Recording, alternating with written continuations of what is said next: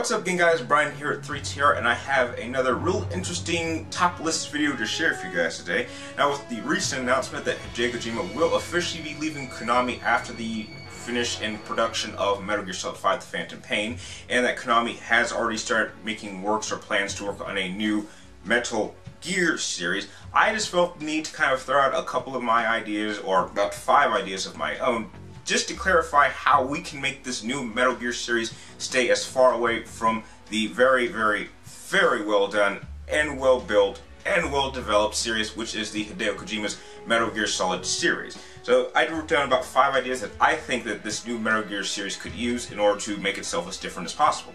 So starting off real simple with number 5 on my list, I picked have multiple characters. This is something that I think the closest we've ever actually had something like this was probably Metal Gear Solid 2, when you got to play as Solid Snake in the tanker section and you got to play as Raiden during the entire rest of the game.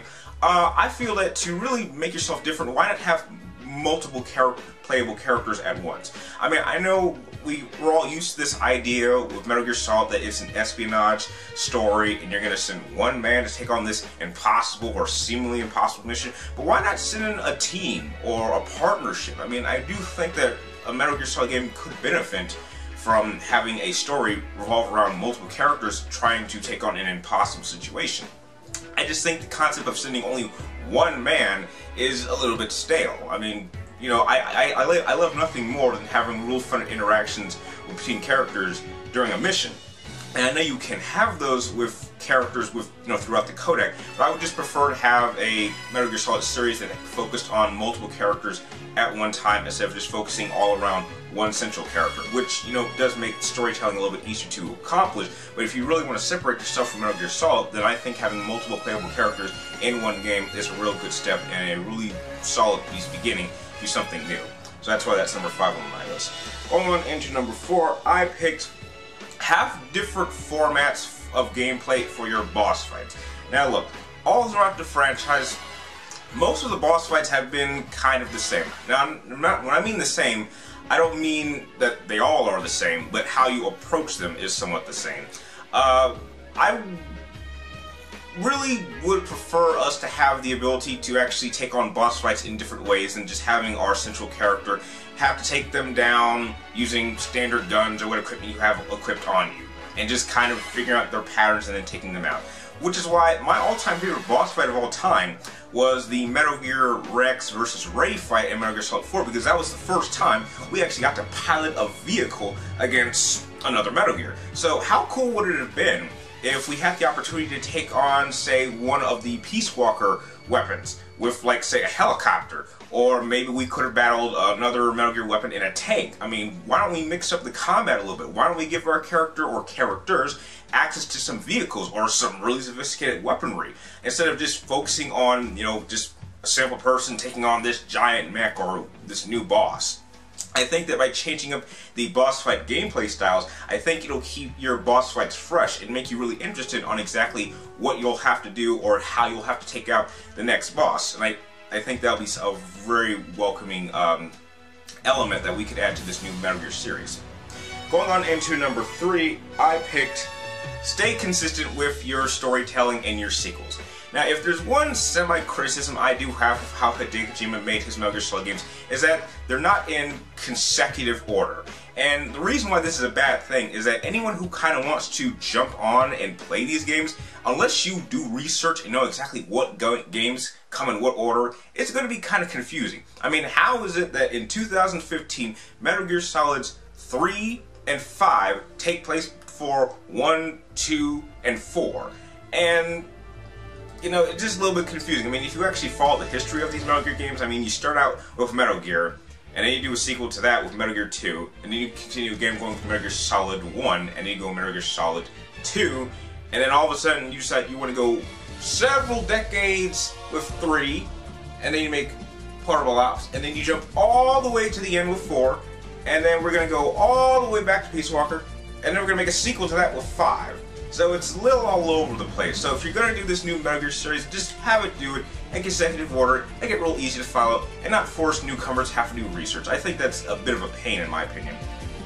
Going on into number 2, I picked focus more on Metal Gear. Now, if there's one singular criticism that I do have with the Metal Gear Solid games, is that it seems that as the franchise went on, the importance of the Metal Gear weapon itself seemed less and less important. I mean, I think the only one that really focused the most for the Metal Gear weapon was probably Metal Gear Solid's, or Metal Gear 1 and Metal Gear Solid, which that was the focal, like one of the main objectives. But even that wasn't the final boss, especially with Metal Gear Solid 1. Because even after you took down Metal Gear Rex, spoiler alert, you had to take on Liquid in a fist fight, and then there was a car chase.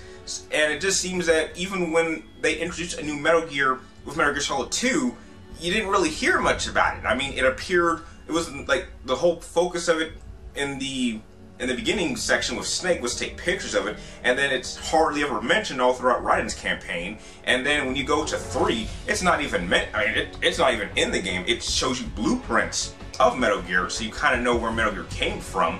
And then when you even get to Metal Gear Solid 4, the only real big use of Metal Gear we use for it is that we need to take Metal Gear Rex's ray gun, or the railgun, and attach it to a tanker ship. So that is the only time that Metal Gears are even irrelevant at that point. So if you're going to make a new Metal Gear series, have the main focus be on a Metal Gear weapon. Have that be the ultimate threat. Have that be the final boss. And I think that if you make this series more focused around the Metal Gear weapon, then I think that the title Metal Gear has much more meaning than it focusing on other elements, which I'm not saying that was ever a bad thing with the Metal Gear Solid franchise, but you know, that just kind of made Metal Gear Weapon just a side note instead of being the main focal point and being why your game is titled Metal Gear.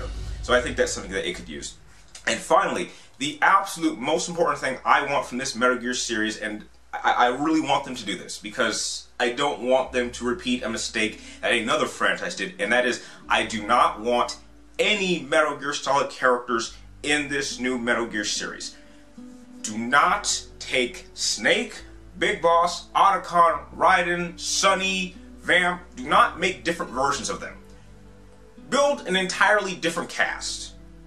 I do not want what happened with Devil May Cry, as I think it was Ninja Theory, as they were trying to convince you that this Dante was very different, was the same as, or somewhat different or similar to the original Dante. I don't want that. I don't want multiple versions of my beloved characters. Just, you can make a whole new protagonist. You can make a whole new antagonist. You can make a whole new set of characters that we can get attached to, and that will make it separate itself from these cast of characters. Trust me, I'm more than smart enough to separate these Metal Gear Solid characters from these new Metal Gear characters, or whatever they call the new Metal Gear series.